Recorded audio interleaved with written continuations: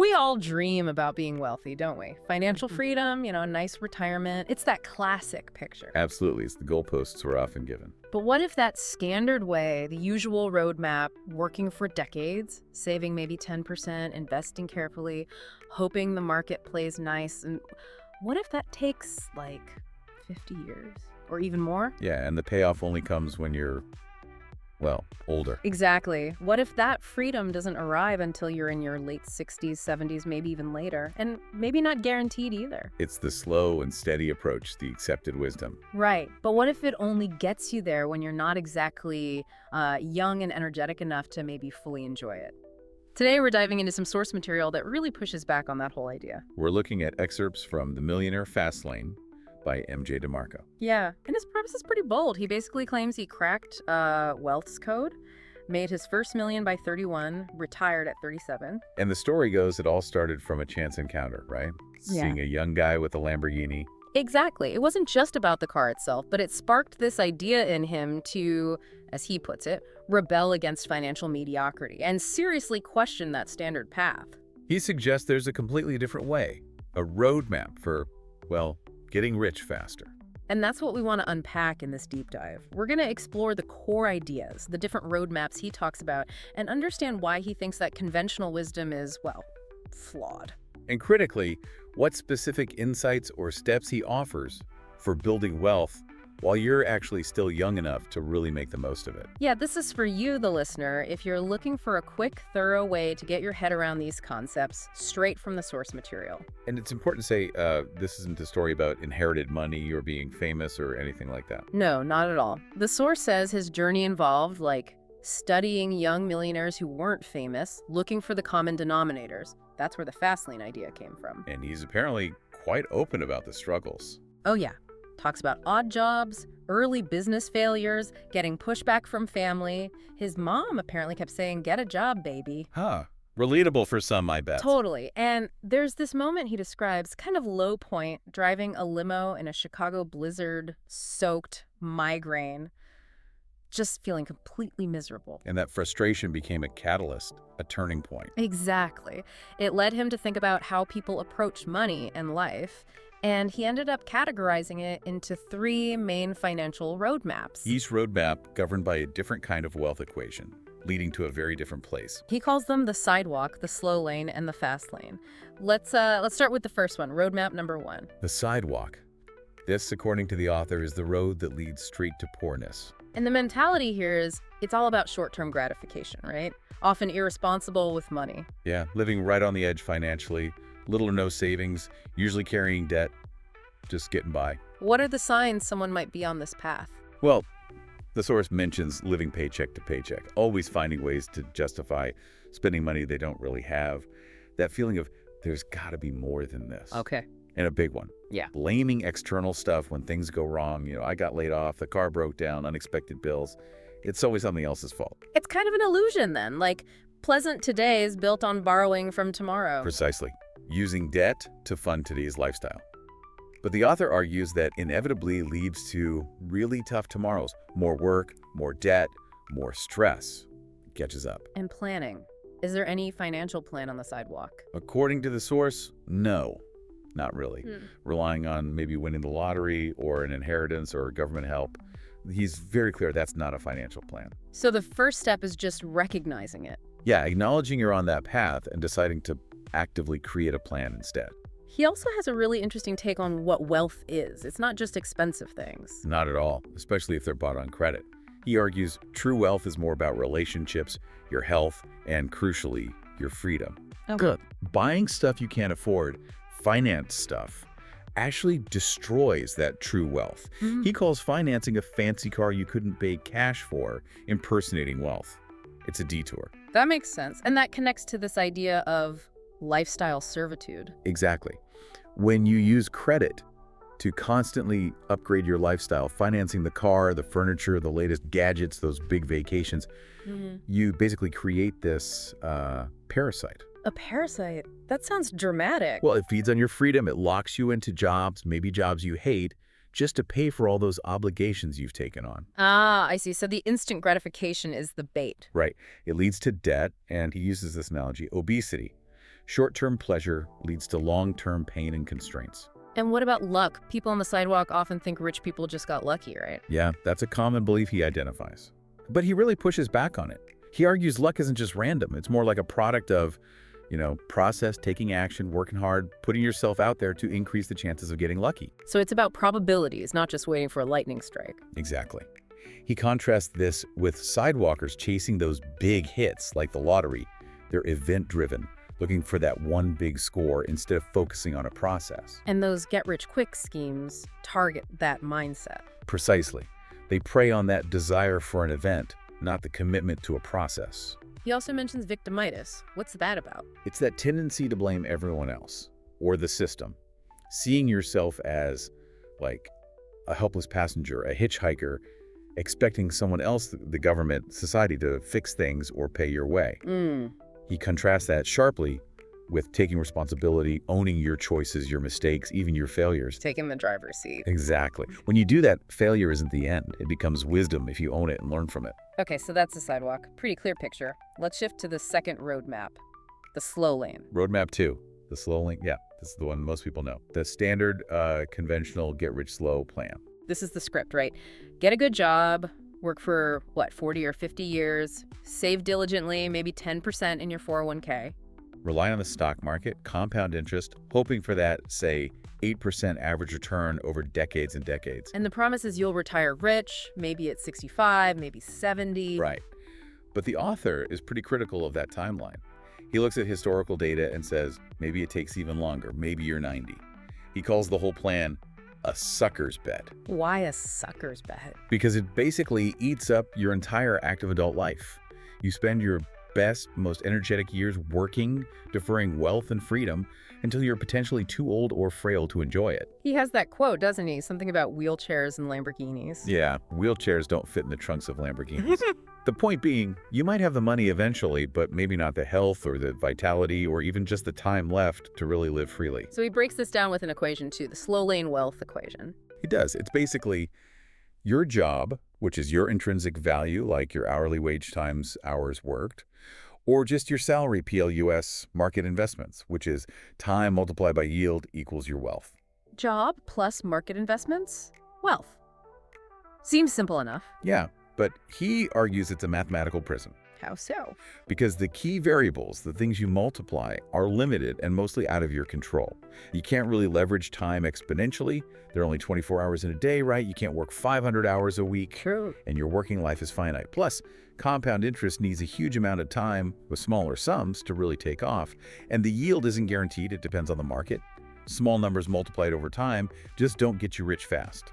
This leads to his idea of the criminal trade of a job. Yeah, he puts it starkly. You're trading your freedom, your time for money, which is supposed to buy you freedom. Huh. A bit circular. And the default return is terrible, he says. You trade 5 days of work for just 2 days of freedom, the weekend. Negative 60% return on your time, basically. And that 5-for-2 deal is pretty fixed for most jobs. So if you can't really control time or market returns in the slow lane, what do people focus on? Expenses. That's the one lever they feel they can pull. That's where all the advice comes from, like cut out the lattes, pack your lunch. Right, tighten the belt. Exactly. But he argues that's just managing scarcity. It's about controlling small outflows, not figuring out how to create massive inflows. What about getting more education, climbing the corporate ladder? Doesn't that help? He agrees it can definitely raise your income. More education, certifications, promotions, they increase your job value. But fundamentally, you're still trading time for money. And jobs aren't secure anyway, he argues. Right. He warns about job obsolescence. Think about typewriter repairmen or auto workers being replaced by robots. There's no real security. You're always kind of gambling that you won't get that pink slip. Plus office politics and taxes. Yeah, he calls those other suckages. As an employee, you effectively pay yourself last after the government takes its cut. This connects to something interesting he brings up about financial gurus. The paradox of practice. Yeah, this is a provocative point.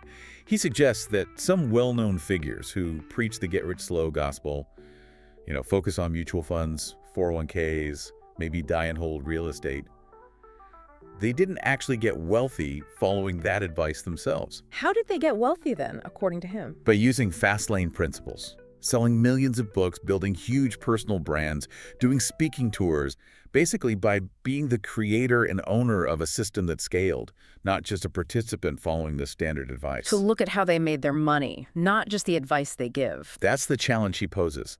Compare their actual wealth equation to the one they teach you.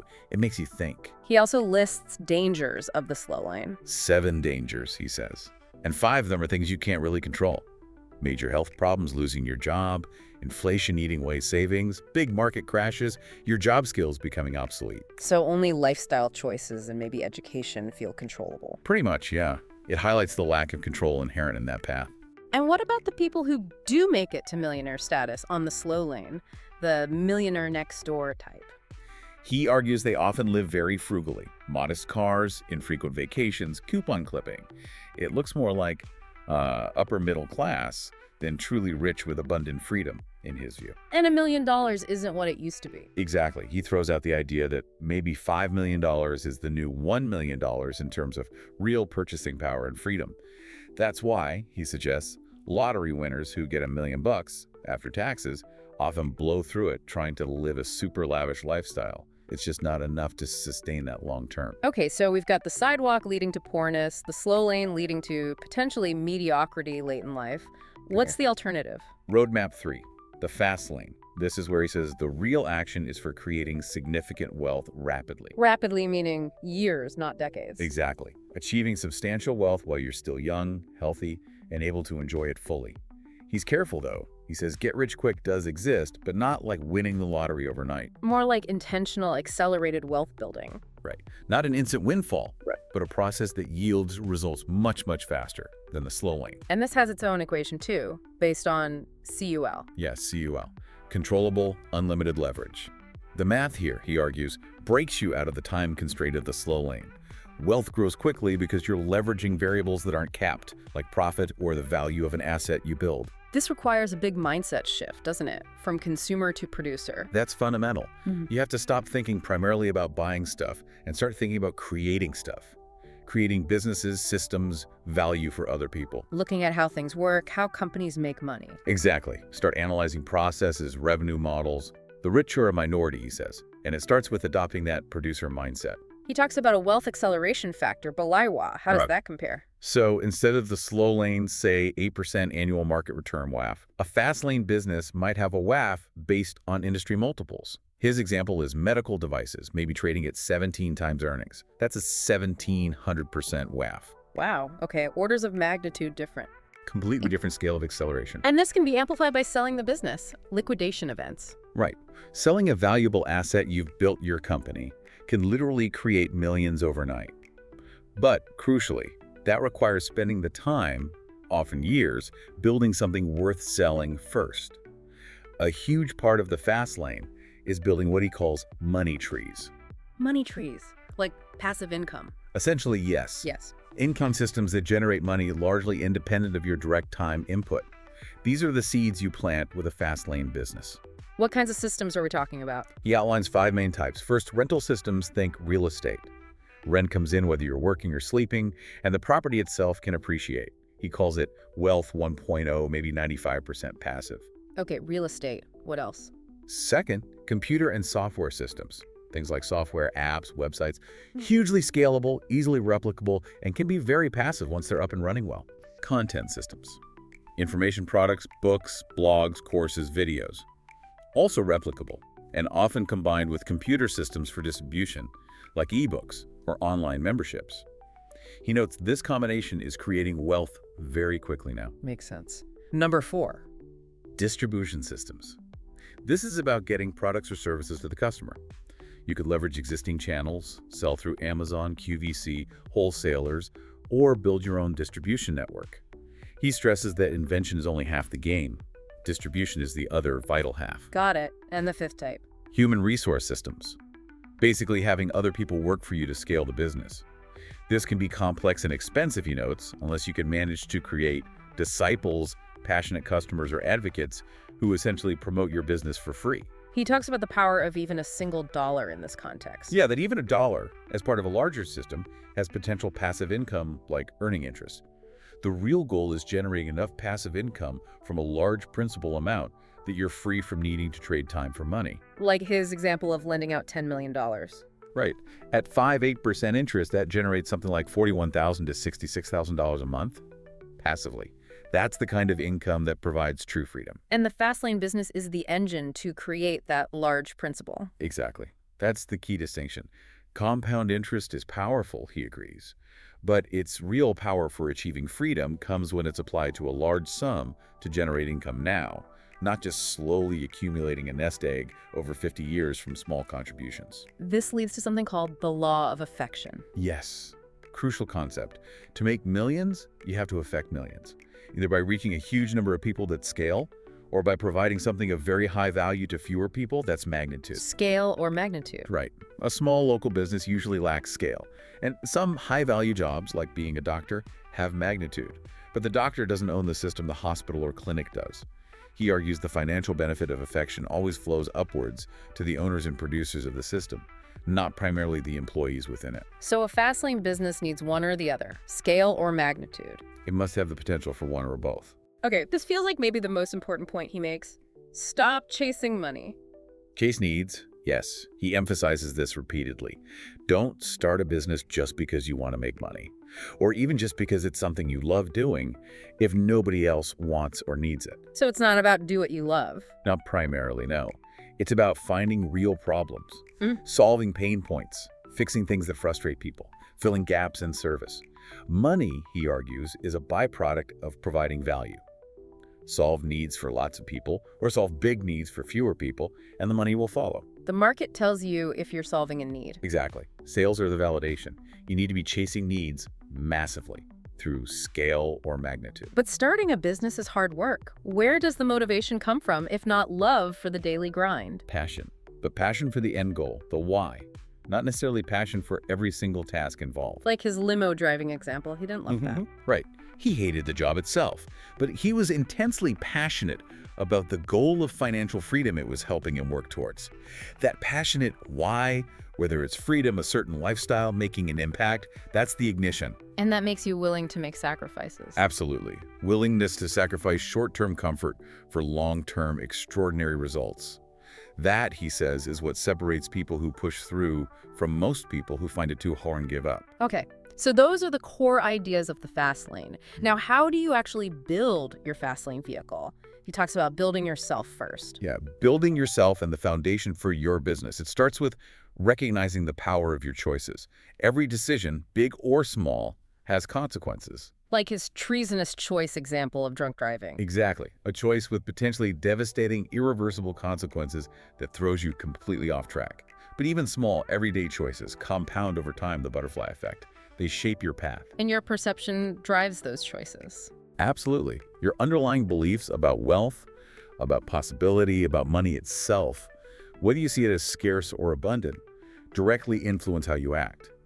He even suggests tools like a decision matrix to try and make choices more objectively based on your long-term goals, not just emotions. Then there are headwinds, Yeah. things working against you. Right. Negative environments, a soul-crushing job, friends or family who are constantly negative or tell you your ideas are crazy. His mom saying, get a job. That's a headwind. Definitely.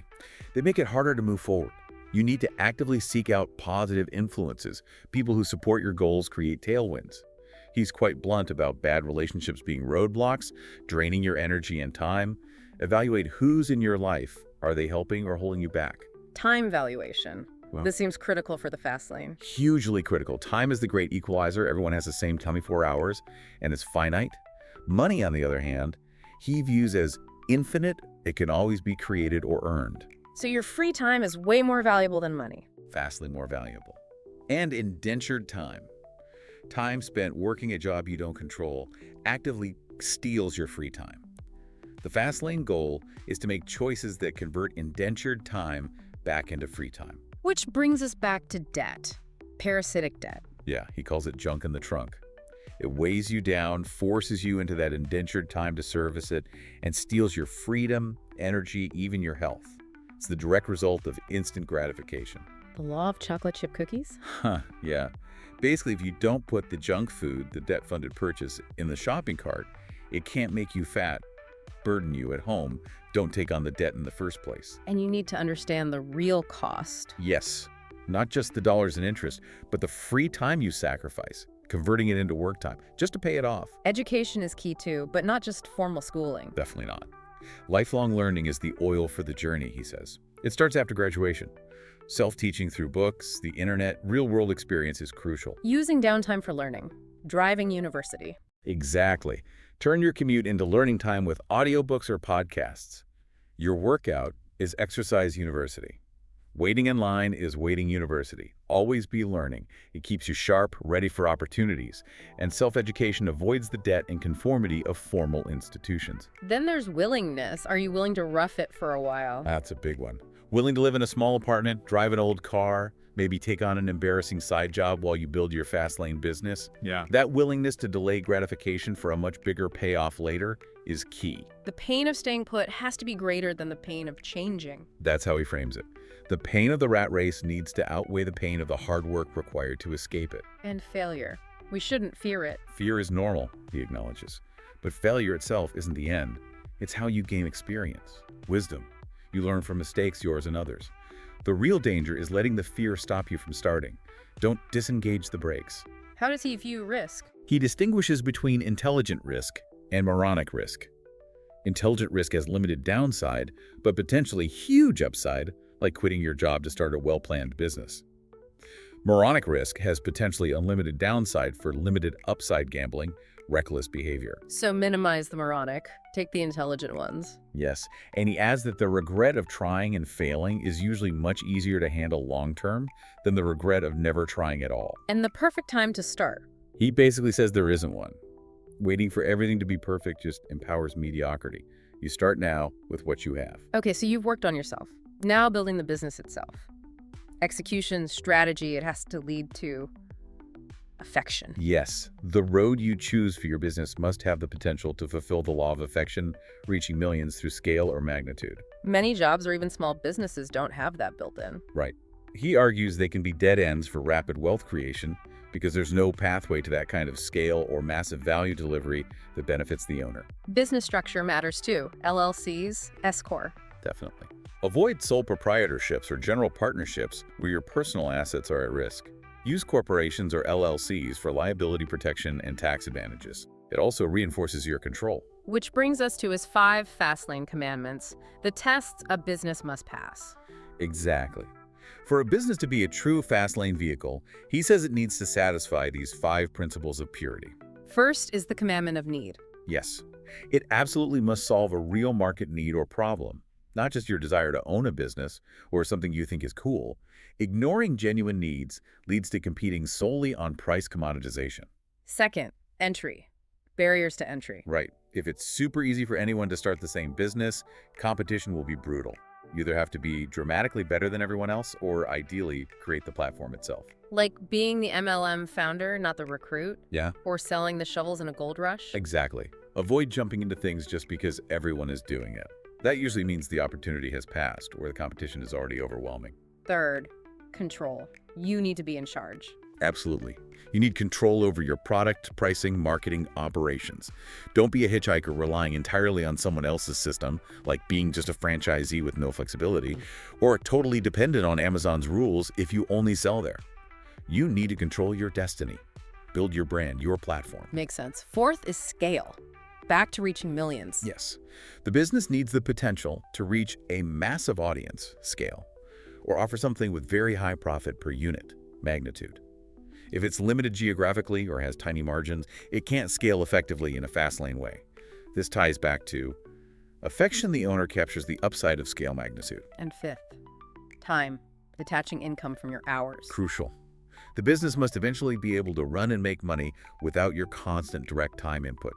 Through automation, systems, employees, you have to be there for the business to make money. It's just a high-paying job you've created for yourself, not a passive income vehicle. Like that coffee shop example he used. Right? Ashlyn Gardner's coffee shop owned her time, at least initially. It wasn't satisfying the time commandment until she could systematize it. This often involves building those money tree systems we talked about earlier. So how do you actually spot these opportunities, these open roads? Look for problems. Listen to complaints, yours and others. Notice inconveniences, frustrations, unmet needs. I'm tired of, or I wish there was a way to. Those are starting points. So it's not always about inventing something totally new. Often not. It's frequently about simplification, better service, fixing pain points in existing markets. Think Netflix versus Blockbuster, or craft breweries taking on the big guys. Find the gaps, the annoyances. He even suggests working backward. Figure out your ideal lifestyle cost, then determine the income needed, and then look for business models that can generate that level of passive income. And customer service is a big opportunity. Complaints are data. Huge opportunity. Complaints tell you exactly where needs aren't being met. And he talks about deliberately exceeding low expectations. Give amazing service, solve problems proactively. Create disciples. Yeah, turn customers into fans who rave about you. That's free marketing. Poor service elsewhere is your opening. He emphasizes that nothing beats good human interaction, even over fancy features. Manage expectations, learn from complaint patterns, not every single whiner, and use it to improve. What about competition? Should you obsess over them? No. He suggests like 95% focus on your customers and innovation, and only 5% on competitors, mostly to find their weaknesses and figure out how to be different. Don't copy, differentiate. Build a brand, not just a business. Right. A brand has an identity, it thrives.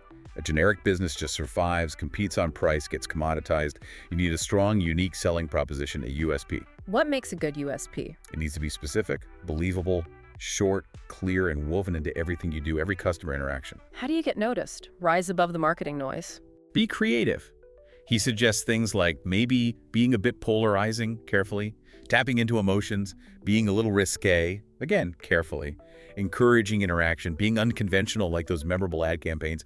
If you compete on price, you better clearly show why you offer more value than just being cheap. Speed and execution. Ideas aren't enough. Not even close. Speed means taking action, not just planning forever. Business is like chess, he says strategic. Thinking moves ahead, not simple checkers. Ideas are everywhere. Execution's what matters. Like the eBay example. Simple idea, brilliant execution. Exactly. Test ideas quickly, act, adapt, manage change carefully, listen to feedback patterns. And focus. Business monogamy. Yes, especially at the start. Focus intensely on getting one Fastlane business off the ground and successful. Trying to juggle multiple things too early usually means none of them get the attention they need. Polygamy comes later. After you've built wealth, yes. Then you can afford the systems people, money systems, to manage multiple ventures without spreading yourself too thin.